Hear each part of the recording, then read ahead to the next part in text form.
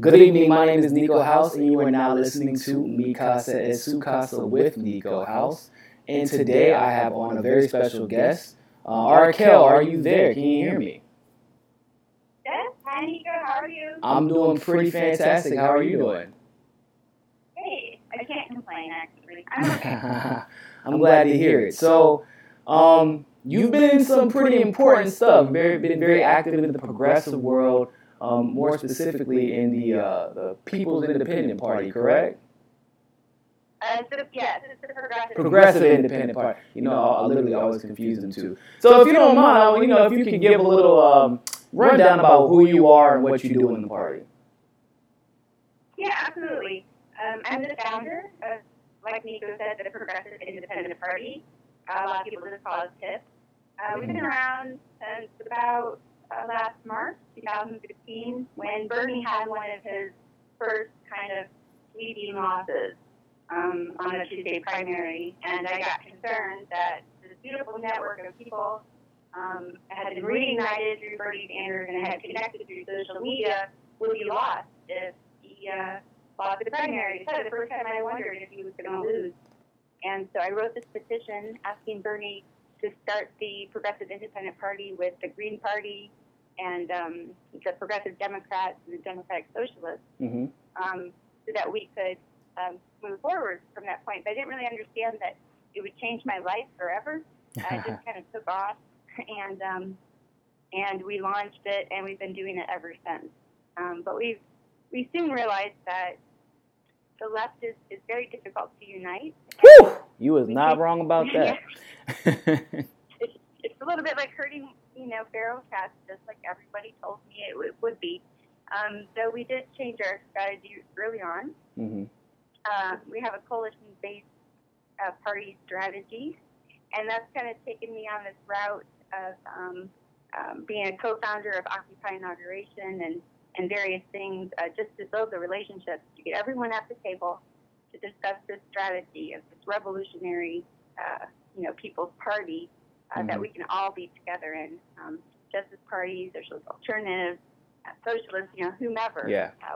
And they can keep their affiliation. You can see these parties popping up in Latin America, very similar to the Broad Front Party of Uruguay and Paraguay and Peru, and it's when you come together under an umbrella and get stuff done.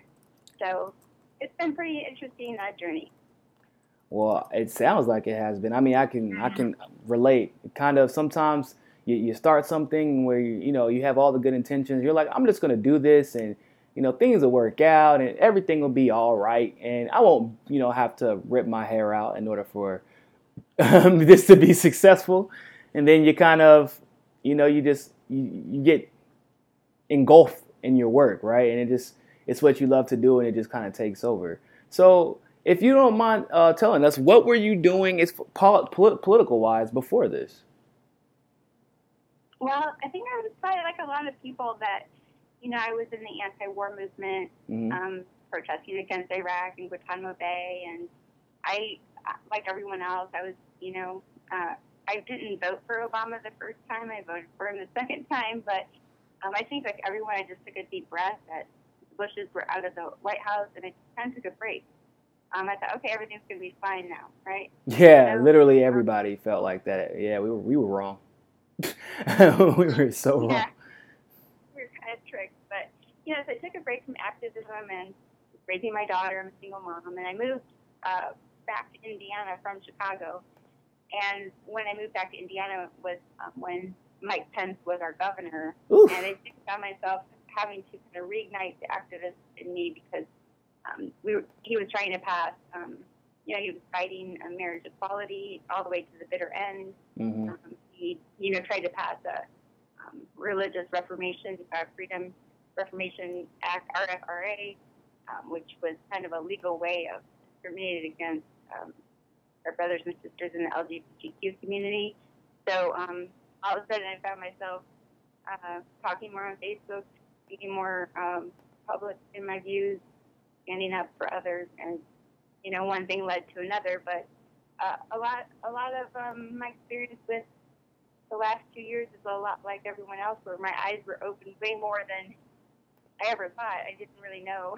I was as naive as I was about, the Clintons and um, just, I'm still kind of shocked at how much I've learned, and we've all learned, I think, in the last 2 years about our government. So the more I learned, the more imperative it became that I continue fighting for this concept of solidarity until we were no longer needed or we succeeded. Because I don't think we have a lot of time. So we just keep fighting and yeah, so that's where we are. Well, I agree with you. The amount of people who have become aware of just the real state of our politics. We thought it was bad. You're right. With the Bush administration, we thought it was bad, and then with the Obama administration, we knew it wasn't exactly better, but we weren't really quite aware how bad it was. I will say this, and I'm sure you might agree with me to some degree. Hillary was probably as much as important as Bernie was to this movement. Whether or not you disagree with him, he galvanized an entire generation of people.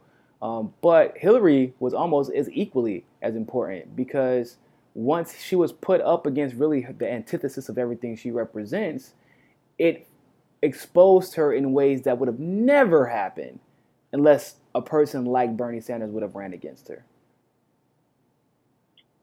Oh yeah, absolutely. And I think just the fact that we had built this kind of new wave of activism using social media this time, just gave us an advantage that we could seek out the truth, share the truth quicker. Mm-hmm. I know you remember during the primaries how we could see, in real time, someone showing that their registration was canceled or their ballot was wrong or they were given the wrong ballot. We were really able to access the truth in real time, and those connections are really important. And that's why PIP, a couple months ago, we launched the hashtag MSM Detox.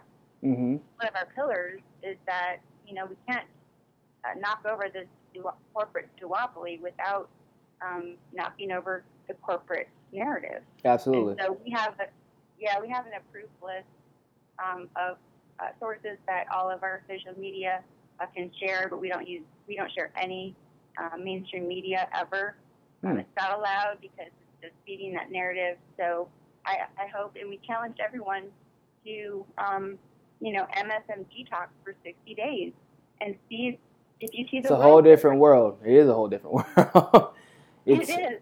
It's even, and also I would also encourage for people who do the MSMD talks, look at international news as well and make sure because it's really all connected. What happens here that gets covered in the independent media oftentimes is really interconnected with the foreign affairs as well, and it's a different world in the foreign affairs, just like it is in domestic affairs when you're talking about the difference between MSM and independent journalism. Yeah, exactly, and when they had this entire Hillary Clinton fake news thing, yeah, I thought it was tremendously odd because I hadn't seen any fake news, and the fake news that I had seen had come from places like the Washington Post or New York Times or CNN. I would catch their phrasing, or could catch the fact that they didn't really name a source or didn't link back to a source, or and it's very insidious, the attacks that they are doing against our free speech and freedom of press. Internet freedom is now at stake. Our privacy, our internet browsing history is now being legally sold for data mining. We can't underestimate the power each one has when people see what you share online. A lot of times people don't comment or like, but it will impact them. They'll think about it, and maybe they'll stop watching CNN so much. Or, we can each have an impact in sharing truthful, honest, independent journalism. Yeah. Obviously, as a journalist, I can't really stress that enough.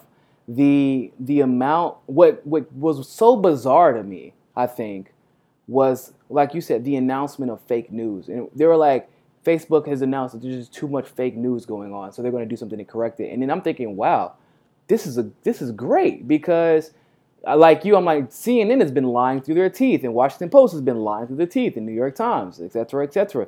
And they're like, nah, it's all the independent journalists who have been lying. We're like, whoa, wait a minute. This is not exactly how I expected that to go. And matter of fact, we were the ones calling you all fake news, and then it got thrown back at us. I mean, it's the same thing, I Yeah. guess, with the alt right. The right coined themselves as alt right to try to create a broader base and look more appealing to everyday Americans, and then once again the establishment left. They actually created the term alt left. The establishment left created that term, and then it got co-opted by Trump, which made it even worse. And so the alt left was actually a description of pretty much anyone who was an establishment. That was what they called us, especially in journalism. And then Trump co-opted that, and then it became, oh, those are violent leftists. And so it's crazy how these it's like you said, controlling the narrative is extremely important. And if you only watch mainstream media at this very moment in time, you would only think of alt left as Antifa or just violent people who don't like the right. So you're right. Controlling the narrative is extremely important. So what's the People's Independent Party up to at this very moment in time? Are y'all endorsing candidates? Are y'all preparing candidates? What's your plans going forward? Well, because our strategy is this kind of coalition-based party, we've been pushing this narrative of coalition for a year and a half, and we've built quite an impressive coalition. And that's through our activism and through, being a female leader, I'm a feminist leader. So we tend to, we're a strong organization, but at the same time, we do a lot of lifting others up. Yeah. We're not competitive, we're about joining. And so we've had to be real careful in our approach because we're not all going to be the same. And we have to accept certain political differences, but still work together. I co-founded Occupy Inauguration, which was a coalition effort, again, just to build those relationships. And then we had the first Progressive Unity Summit that Sunday in D.C. Oh, I'm sorry, I don't want to interrupt. I keep saying People's Independent Party, guys. It's Progressive Independent Party, right? I keep miss. Yeah, we've been hearing a lot about both of you all recently, the People's Party and the Progressive Independent Party, which I guess is a great thing. So, but go ahead. I didn't mean to interrupt. Oh, no, that's okay. Yeah, no, and and it's all fine. So, in this first progressive summit that we had it at the little bar on a Sunday, and we had Ralph Nader and Jill Stein and Nick Brana and Lee Camp and wow. Yeah, and of course I'm just a girl from Indiana. So I think it just goes to show that this is an idea that time has come. That we've tried a lot of other ideas. We've tried Dementer, we've Demexit, we went to Green Enter, we did so many things, and now we're kind of coming back full circle, back together. Yeah. When, as you know, you've covered extensively, you were part of breaking the GNC fraud lawsuit information, that we know now there is really no going back to the Democratic Party at this point. Yeah, there aren't really many options that can actually turn this country around as fast as we need it to. So we are planning our second conference, and this time we've partnered with Draft Bernie and Socialist Alternative, with the Justice Party sponsoring, and it's coming up in Washington, D.C., September 8th to 10th, and we're going to have the conversation. What does a new party look like? Where can we go? What can we do? That's awesome. I hope we have all the right people there are having a serious conversation about it. That's awesome. So now my question to you would be, now it's always been kind of my standing that progressives don't necessarily have to be considered totally left. I feel like there are actually progressives on the right and on the left. I think that that's not really, I feel like that's non-unique, right? So is there any chance of you all reaching out to people that may not be considered leftists, I guess you would say? Like, do y'all have any like plans of outreach to that? Because it is important to build a coalition around unity. But as far as the narrative overall in this country, in order for it to be effective, I think we can agree that, I mean, you live in Indiana, pretty much anywhere between from Colorado, anywhere in between Colorado and then probably North Carolina and the Northeast on up or in between, it's pretty red, right? A lot of like it's like a different world out there. You lived in Indiana, so it's like a different world out there. Are y'all planning on reaching out to those groups and trying to see if you can start bringing some people who wouldn't normally probably would consider themselves progressives? I think at this point, independents and progressives make up the majority in this country. Very true. And as we see, rest in peace, as we see the baby boomers passing on, Mm-hmm. The Gen Xers like myself who've never quite ever gotten into power or had political power, economic power, or anything else. Yeah, y'all kind of got screwed by the baby boomers. Y'all really did. Yeah, like really bad. Yeah, so and so those things are going to be changing. Mm-hmm. So thank goodness that the demographic in this country will continue to be growing diverse and hopefully progressive. But what we saw in Bernie Sanders was a natural coalition. And, you talk about Indiana. We had Mike Pence in the state, and he was defended, quite heartily. But we did vote for Bernie Sanders in the primary. This state went for Bernie Sanders over Hillary Clinton. And then it actually went to Trump. So that should tell you, in the general, when we went to Trump, that should tell you something about what's happening in this country. That when people are tired of people. That's actually my very point. It's that even though a state would go to Bernie Sanders, like at first, a lot of people were like, "There's no way that would go." Even I'm pretty sure that was part of what Hillary thought. She was like, "Yeah, if that state voted for Bernie dominantly, that's got to be a bunch of leftists and progressives, so they're going to go to me." And a lot of those type of states, she didn't waste any time in, which she should have spent a lot of time in Indiana and Ohio and Wisconsin and Wyoming and all the states that she got dragged through, because progressives are dominating, but it's a different type of progressive. It's I guess it's populist. It's a populist movement. We all kind of have this basic need. And we want those needs satiated. We need Medicare for all. We need basic, a guarantee that if I'm willing to work, I will have a job or a universal basic income, education, because in this country, education is really everything at this point. And the lack of education is really how we've gotten to the point that we are right now, where we have a reality television show star in office. I think that really Trump is the embodiment of what our country has prioritized over the last 2 decades or so, which is we've gotten so engulfed in television and the idea of what it is to be rich, who we think actually is here to help us and who we think actually can get things done. People think that Trump is just this genius. He is a genius in the sense that he's good at screwing people over and profiting from it. He's always been great at that. But people would say, "Oh, Bernie Sanders never held a job. What does that have to?" Or wasn't good at holding a job. He wasn't good at holding a job because he was literally fighting for people's human rights, and then he didn't want to.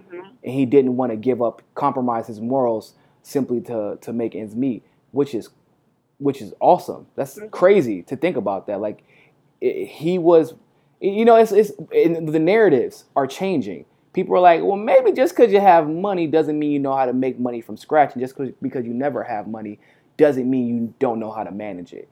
I think it's good. I'm glad that you all are bringing this coalition, and even having this conference is a big deal because, to my knowledge, and you may be able to correct me on this, but the Green Party didn't exactly invite you all to their conference, did they? To their convention?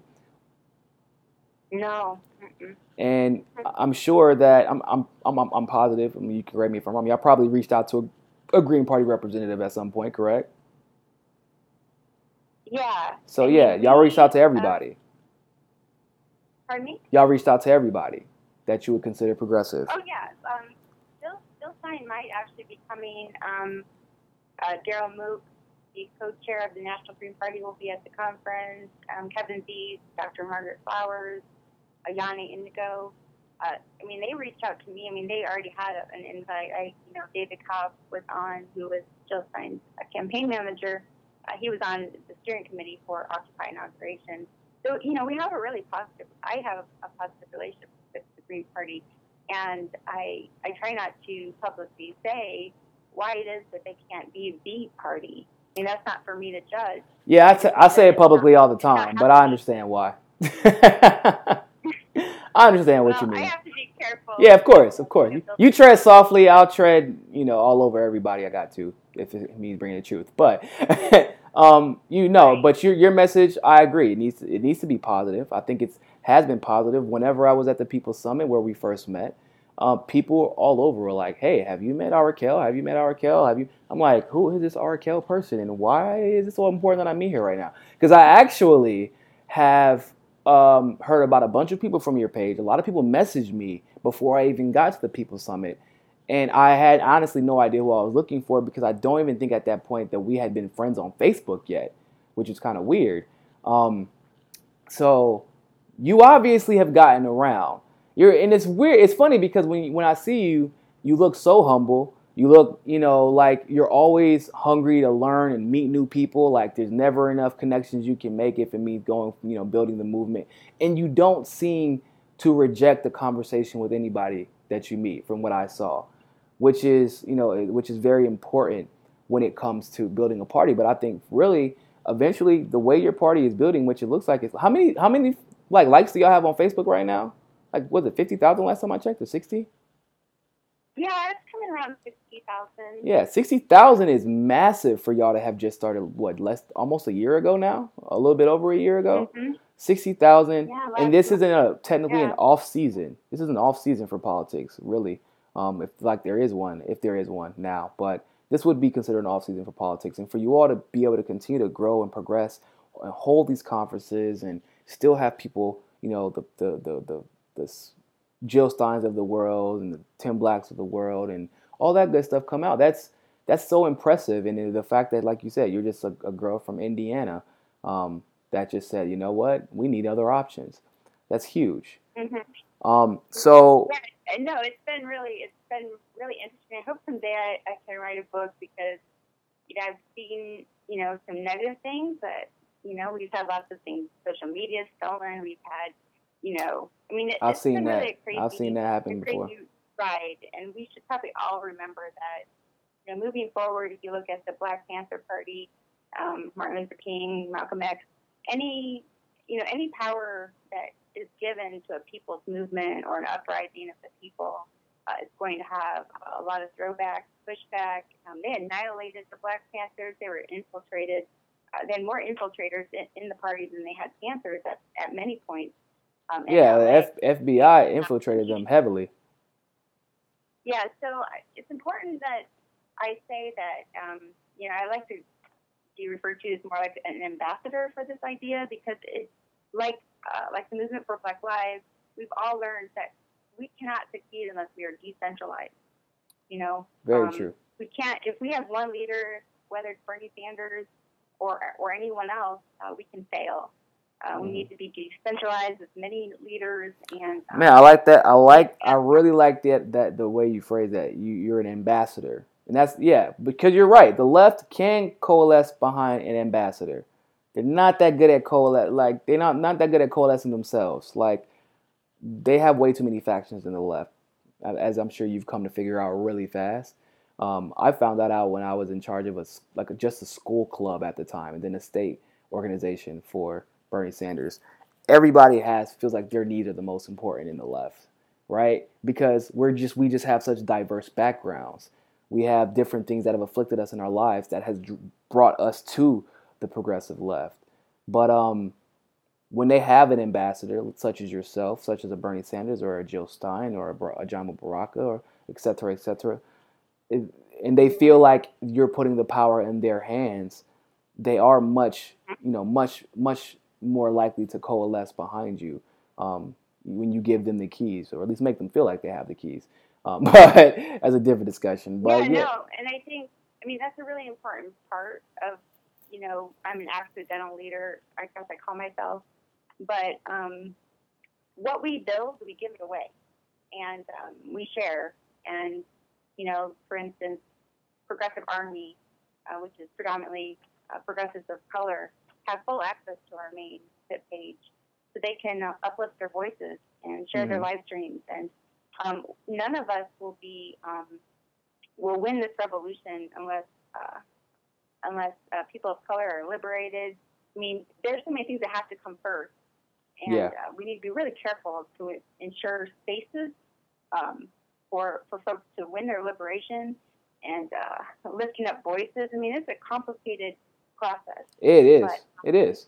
We and can't win when people don't have equality and they're dying in the streets. Yeah. So we have to do a few things first, as we go. But definitely just more kind of feminist leadership where you're empowering others, lifting them up, and giving them platform and space and voice is essential, I believe, to all of our success in this revolution. Yeah, I totally agree. I think that there could be a lot to say about. I mean, I don't want to go into detail about it, but with the situation with the Ajamu Baraka and the professors and some of the philosophers that were speaking, I can't remember what the anti-war conference, and there was a big uproar about, why do black people deserve their own space?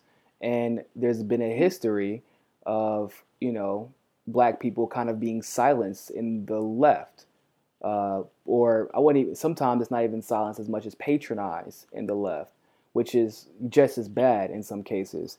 And the truth of the matter is, the way I compared it was, you don't walk into a group of women who are speaking about their experiences of sexual abuse, sexual harassment, what have you, as a guy, and sit there and just try to give your opinions. When if they ask for that space, you would respect it and you would move on. Because their experiences are that traumatic, and that they are looking for people who can relate, not necessarily those who can't. As a black man in this country, there are things that I experienced that you, as a white woman, will never understand. Being a woman in this country, there are things that you, as a woman, will experience that I will never understand. I can try, I can sympathize, I can sit and listen, but even then, if I'm in the room with you, can you really talk? Because I want to say that I don't want to say I'm the antagonist to a woman, but like as a male, there's like that looming, okay, I have to kind of watch what I say because there's a male in the room. And that's not how that's not how you really thoroughly deal with the issues that women have to deal with. If minorities are having a conversation, and maybe we need people to say things that are uncomfortable and even wrong to say in those scenarios. There needs to be a black person that says, I'm okay with someone killing all white people, or all white people say like this. And you need another black person to say, no, this is why that is extremely wrong. You should never say anything like that. You have the wrong idea. That perspective is flawed. And guess what? Now that person who used to think like that now can understand, oh, wow, maybe I was a little bit wrong. Maybe my environment, my experiences have made me jaded and things like that. Those are the conversations that really push those type of issues to the forefront and then get them dealt with, instead of constantly, pushing them down and pretending as if the issues are being dealt with, but they're really being ignored because you can't have that real conversation. So you're right. Giving spaces is super important. It's super important. Mm-hmm. Oh yeah, and I have to say that I'm not perfect, and I've learned a lot, a great deal, about myself through those painful lessons of white privilege, and they were painful, and I am glad I experienced them. There's a lot of shame, and how could I have not seen that before? How could I be part of that? I didn't know, but once you go through that very painful process, you can't not see it. Yeah. It's painful to see it, and you see it everywhere. And if you follow my personal page on Facebook, I talk a lot to white people. And I say white people. I say white men, because white people are not used to that. Yeah. They're not used to being called white people. They're used to just being the people. We need to have that conversation, white people. I see what you're doing. I'm going to tell you that that's not right. I'm going to keep speaking and hope that just these little seeds will start to nourish a better understanding of how we unknowingly, we're socialized to think that we can So interrupt and Arakel, talk there is about somebody on a YouTube chat that has said that white privilege is psychological programming. Oh, I'm yes. giving the person who's saying it, I'm assuming he's actually saying that in a negative light, as in that's not an actual thing. What do you have to say about that? Oh, white privilege is definitely a thing. And in my estimation, I thought a lot about racism in my life, and it's been hard for me to wrap around my brain why it continues, why we can't end it, why the police continue to kill innocent black people, why. And the reason is that the majority of Americans don't think that they're to blame, and they don't Yeah, think it's their problem. But the truth is, racism is a white person problem. It is yeah, only a white person problem, and we are the ones that need to end it. And until the majority of white people understand that their white privilege is oppressing people to, live to their fullest, to speak to their fullest, to express themselves, and hmm have the best livelihood and happiness and fulfillment. Until we realize these little things that we do all the time. Oh, well, I'm disabled, or I'm this, or I'm that. Like, I have it just as bad. These things are minimizing to a struggle that's generations long. And, Now, and, and when we now, open our eyes, well, it's not. I agree. I agree with what most of you are saying. But the person, Vault News Radio, responded with, they're one of the poorest demographics. Now, this is where I come in. That is actually categorically false. In fact, they're only second to Asian Americans in this country specifically. White people are only second to Asian American. Then right behind them are actually Cuban Americans who live in Florida. But white privilege is indeed a thing. Now, I'm not saying that white privilege is the only privilege that exists. There are privileges that are given because of just the total patriarchy that we live in. As I was talking to Tim Black last night. Um, I have the privilege of being able to walk down New York in the middle of the night, in the middle of Brooklyn at 2 o'clock in the morning by myself, and nobody's going to do a damn thing to me. Nobody's going to talk. I'm the guy that people walk across the street so they can avoid because of the way that tall, in kind of built black males are portrayed in Hollywood, in the just the this society specifically in general. Um, or I don't have to worry about putting my drink down in the club and a guy coming to roofie me. That's not a Mm-hmm, thing that I'm constantly worried about. And things like that. We all have our privilege, but the issue is, mm-hmm, but just like, and I hate that. Sometimes it's chivalry, but sometimes chivalry, in my opinion, is a good thing. Taking the time to walk a woman to her car is something that I will always do, and I don't consider it necessarily chivalrous. I consider it I have a physical privilege over you as a smaller person if that woman is smaller than me. So let me use my privilege to help you as another human being. And that's really what we all have to realize. So the moment that a person, like you said, discounts saying, "Oh, I don't have white privilege," that's not true. It's not. I mean, today, what did we just hear? The audio come out with the cop that told a woman in Georgia, in Cobb County, you don't have to worry about being shot. The cops only shoot black people. Now, granted, we know that is not mm-hmm, literally true, but in the South, in minority dominated communities, that is exactly true. Now, in West Virginia, it's a different type of privilege. White privilege is white privilege in the sense that, yeah, you're white and you fit in, so you don't stand out. However, they have a different type of issue. Their poor people are constantly being bullied and harassed by cops. mm-hmm. That's that situation. However, they can't say, "Oh, I don't have any white privilege," because if they go to another minority dominated area, they're still going to be white. The way people perceive them is going to be different. They get to dress, talk, and act a certain way without being perceived as, "Oh, that guy's acting black." Because that's a thing. The fact that you can be singled out for, he's acting black. Or, "Oh, that black guy is acting white." In other words, you either are in the black, you know what I'm saying? You're black, or you're not acting black enough. That's a privilege to not have that. Like, to white people, they're either acting like themselves, or some people will say they're perceived as acting as another ethnicity. But Mhm. ultimately, our privileges, we have to recognize them. If we're ever going to, and use those privileges to help each other because of the social constructs that unfortunately certain demographics created. Because that's the only way we're really going to be able to break them down in the future. And so I am glad that you're one of those people who are. And I see it all the time, of course. Talking about that, addressing it constantly. I try to do the same thing because people, for some reason, I mean, because there are people who always talk about their own personal, they're like you talk about your white privilege. I actually talk about the privilege for me personally because this is an issue in the black community of being a lighter skin tone of black male or being a well-spoken black male and what that means for me career-wise or what that meant even going into politics. There is a particular privilege to being more palpable visually or otherwise when you're trying to do something like be a politician or be a journalist. Where if I was just talking all the time, maybe they wouldn't. My numbers would be a lot different because people didn't know what I looked like. But I actually I made it a purpose to make sure that people saw my face and knew what I looked like and knew that I'm a 28-year-old black male. My past is foundationalized in the hood.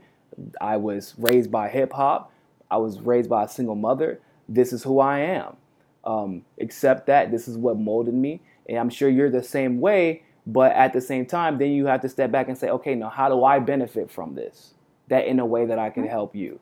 So thank you personally, by the way, for being bold enough to constantly put yourself out there like that and challenge the narratives that you personally benefit from. Well, I've realized if I'm so frustrated and tired of explaining it, I understand now why people of color don't want to speak up on these threads in these chat groups because it ends up not worth it. And that's part of white privilege. And I want to make this clear to your white listeners is that we have white privilege in this country. There's no, just like I'm an able-bodied person. I have privilege because I'm not differently able. Very true. Some people have economic privilege. Mm-hmm. Some are, everyone has, there's this whole complex, thing. But being white is one privilege. Doesn't mean you have any other privilege. But what it does mean exactly. is that Exactly. we have blind spots.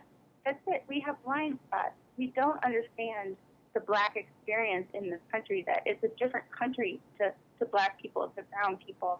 And as long as we stop listening, as long as we get defensive and stop listening, we're never going to understand that experience. That it's because it's painful. And I think part of us don't really want to know.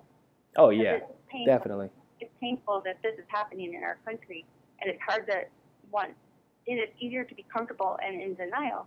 But just a brief example is when I had my first summit in D.C. I've never been a host of this kind of thing, and here I have Ralph Nader and Jill Stein and Noah Changa and Lee Camp and a bunch of people. I want to tell you just from a personal experience that, Noah came in, she looked beautiful. Her hair was beautiful. She had the biggest glow and the biggest smile. Yeah, as she usually does. And she was going to be on a panel talking about independent media and right next to Lee Camp. And what I noticed by just looking around is that white people tend to talk longer. We talk louder. We talk over people. Yeah. We think every conversation should have our input. And the longer white men spoke, I could see her demeanor change. The longer Ralph Nader spoke, I goes around and see other people of color, indigenous and black activists, their demeanor changed. Yeah. So that's the thing that I wanted to address is not the white privilege itself, it's the behaviors that are oppressive to others that we don't realize that we're doing. Because we're taught that that's the way you're supposed to behave if you want to be successful or perceived a certain way. Exactly. Yeah. We're called on for in class. We're encouraged to raise our hand. We're encouraged to make a speech. We're encouraged to play sports. It's like yay, yay, yay. And now I make a point. if I'm on a conference call and, and they say, okay, usually it's the men talking first and then say, okay, Absolutely. interact, I'll stop and say, well, I would rather this person give us her opinion first. Because what we don't realize is after years and years and years of treatment like this, people stop speaking up. They've been oppressed so long, they get tired of getting beaten down. They don't voice. It's not worth it. It's not worth the fight. So We not actually only see have to that. We listen, see but that we right have now in to South stop. Florida with the Haitians. Haitians have gotten beat up so much by the Cuban conservative community, the government just in general. They don't even participate in politics here, and it hurts them even further. Yeah, I mean, even with my stance, and I believe the revolution will only be won if women of color are out front. Mm-hmm. Because when they win, all of us, every Because that's because yeah, I 100% agree right? with you.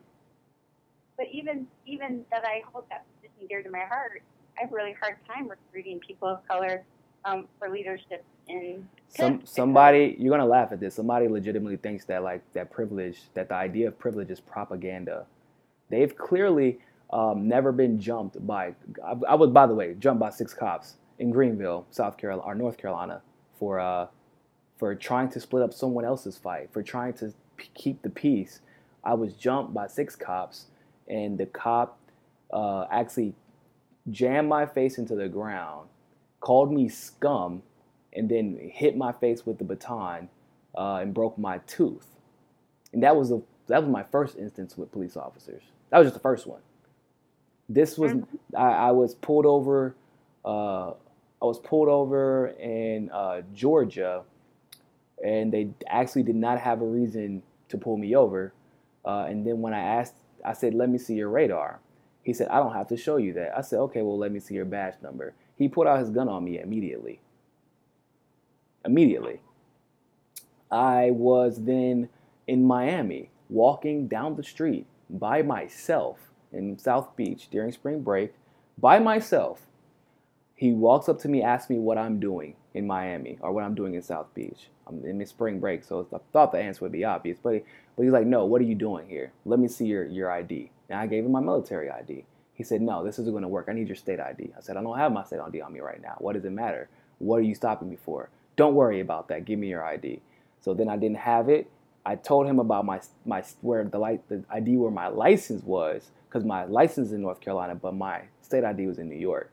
So because I was from New York, and because he asked me for my license, I told him that's where my license was so we can look it up. But he said, "Oh, your ID came from New York. Why are you lying about being from New York?" I said, "I didn't lie about it. You asked me where my state ID was or what my license was." So then he arrested me. Wouldn't tell me why he arrested me. Started just trash mouthing me, pretty much calling me everything but the N word, um, and put me in jail. Only I found out later to find out whether or not I was there to deal drugs because it was spring break and I was a black person. That's why he arrested me, so he could find out if I dealt drugs, so he can pin something on me. So we actually went to court for this, and he was just knew in his heart and soul that he was going to get away with it, and he even brought another cop to corroborate the made up story he had that didn't make any sense. So when, of Mm-hmm. course, when we finally got to the courthouse, and the judge asked me, "Well, why was he arrested? Like you just have that he was resisting arrest, and that's why you arrested him. Was he being drunk and disorderly? Well, no. Was he being this? Well, no. Did you give him a parking ticket? Well, no. So why the hell did you arrest him? Well, we just wanted to Mm-hmm. find out, and he was being disrespectful." She was like, "Why did you walk up to him to begin with?" Mm-hmm. That's a regular, and this is somebody I'm pretty well spoken. I like to think I dress pretty well. I have a good career. I'm not disrespectful, and that's me. And I'm lighter skinned on top of that. So I'm thinking about people who may not be as fortunate to have a good educational background or be as articulate as I am, traditionally articulate, I guess you could say, as I am. Like those people are going through it. And I had a means to get out of it. The prison industrial complex is killing people. You know what I like to tell people? And this is, I think, is important for anybody to understand. You take Imagine being poor. Imagine being disabled. Imagine being a woman. Imagine uh, getting fired and trying to find a new job. Imagine applying to college. I mean, imagine every bad thing that you could be as a demographic in this country. Now, find find out and think to yourself, when has the last time you said, "Wow, this would be so much easier if I was black"? Not one bad thing in this country gets better when you add the fact that you're black. If you're Arab, even in the Arab countries, Palestine and Egypt hate each other only because Egypt is perceived as being the dirty Arabs because they're a darker skin complexion. In India, we see this constantly. We see this constantly. The war between the lighter skin, because they have a bunch of issues. They got the feudal system, all that, the family names, and all that good stuff. In light skinned Indians are to this day are still not. They don't come out and say it, but they're really not allowed to marry the darker skinned Indians. They won't be arranged. So this is clearly an issue. And guess what? All these places have in common. It's that at one point Europe went there and said, "This is how it goes. This is how it's going to be." Even Bollywood is like almost mirrored. The storylines are mirrored after Hollywood love stories.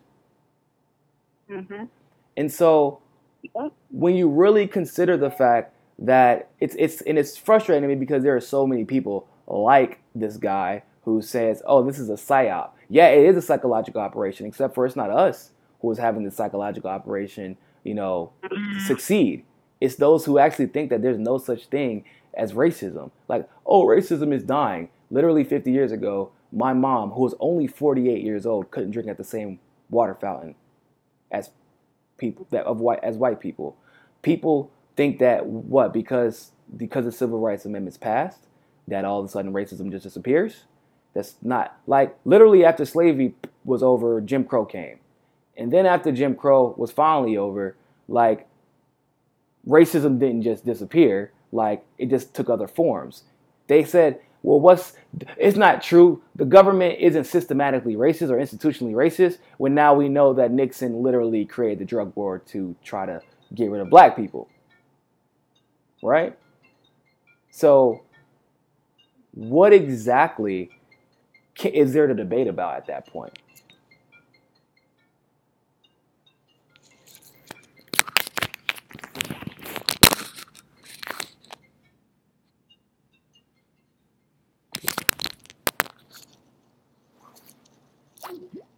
Kel, can you hear me? Oh, I think we just lost our caller. Give me 1 second, YouTube. We're going to get her back on the line.